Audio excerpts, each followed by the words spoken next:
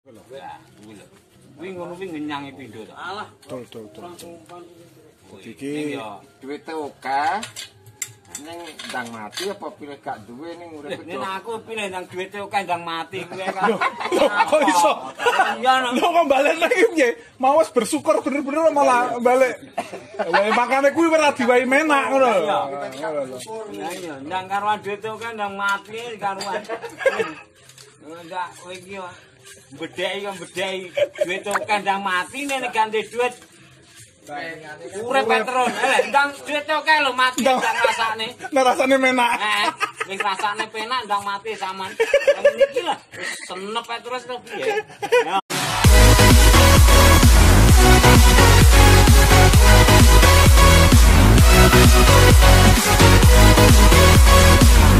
Ker. Wah. Ker.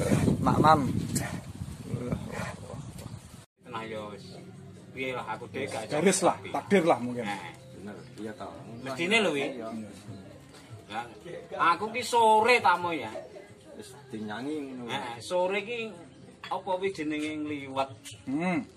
Ki ora terduga nek aku ki ndek dhuwit engko lawe ki apa mau aku gak ndek dhuwit engko sing tak engko anu apa gak mikir kuwi. Penting aku ngliwet wis.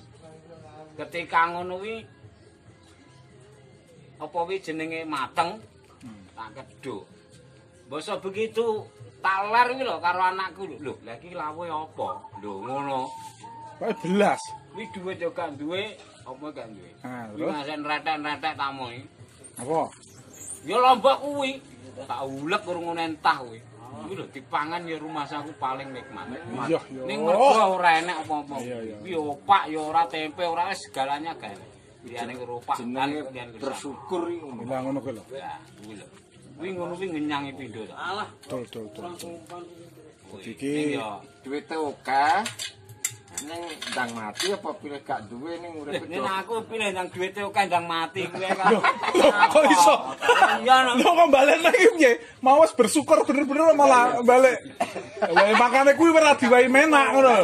Iya, ndang karuan duwite akeh ndang mati karuan.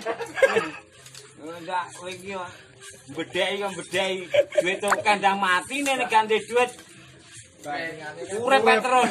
Ndang duit akeh lho mati ndang rasane. Nek rasane menak. Wis rasane penak ndang mati sampean. Iki lho senep terus to piye. Yo. Malah ya mau bersyukur. Wong kok untung-untungane to bersyukur. Ngene iki lho to bersyukur wis. Lho mau kan jare lauk. Tahun-tahunan ngono lho. Oh mau jarene sambel bawang wis nikmat ngono mau lho aku ki. Kuwi dalam artine iki apa yo ngene iki to Le, aku ngono. Kuwi jenenge wong sangka kahanan ra enak apa-apa sangka iki. Ning nyatane anakku enak Pak, enak ya syukur alhamdulillah. Anakku tak didik ngono kok ya. Tenan kok. Anakku ya mangan karo tempe tok ngono ya 2 piring. Kayak dasare anakku itu yang sambel. Jos. Mulane ya domel ngono Pak. Dene lika-likune wong urip iki. Ya, betul. Iya. Ning wong ngene iki ya pernah rekoso. Ya sajek rekosone lah. Ajek rekosone. Penake ya gum nyanyi. Ning artine penak iki penak iso apa iso kelakon tujuane ya tepunganane urung. Ya. Nek penake ya wis. Wong biyen mangan sego diwul saiki gak. Ngono. Iku saiki blas karo glepung wilaran glepung. Nek misale menak ki gak kudu tergantung karo duit misale. Kuwi bener gak ngono kuwi? Iya. Nek jamane saiki ya tergantung karo duit. Penak iki. Ngono ya. Wong urip sing digoreki duit kuwi kok. Apa ora? Ya. Tapi jarene pas gak duwe mangan karo sambel wis nikmat. Iya nikmat jane. Ning wong saiki ya paling utama kan wong saiki wong urip sing digoreki kan duit. Oh iya bener. Apa ora? Iya. Lah kowe lho ngesek patuto iki omongan kasar ya, pedicilan ngesek teko kono teko kene kan Golek duit. hubungane kan golek duit. Iya bener. Ora mungkin wong saiki golek pengalaman gak mungkin. Ora mungkin Duit saiki. saiki wong saiki. Betul. Makane duit iki mengalahkan segalanya. Tapi nek gayuh duit gak kelakon maksudnya ki gak kelakon sugih apa penak ngene piye? Nah. Napa atine piye ngono? Wis mbuh nek kuwi. Kuwi engko undur-undurane pengene mati. Tenang jajaran ora mati. Wis to? Gak aku. Lho, wis to. Aku lho masalah iki wis mengatakan atiku awakku dhewe. Lah iya. Aku lho mergawe tau sedina ngenyangi bayaran 400 wis tau. Tau. Sedina utuh.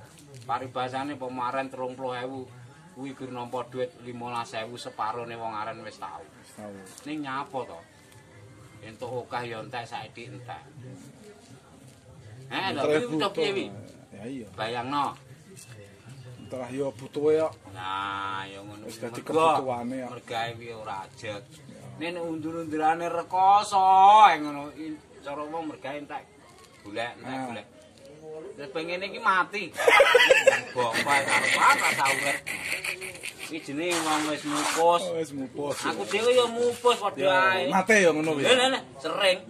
Jare pendongamu aku mati-matian anakku wis gede. Lho, iya kadang-kadang nek pikirane jernih apa pikirane wis Pas lagi Gak kesambet nih.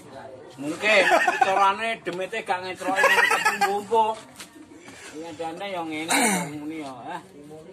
Omah aku mati-mati ngono anakku wis do njowo. Wis iso golek duit.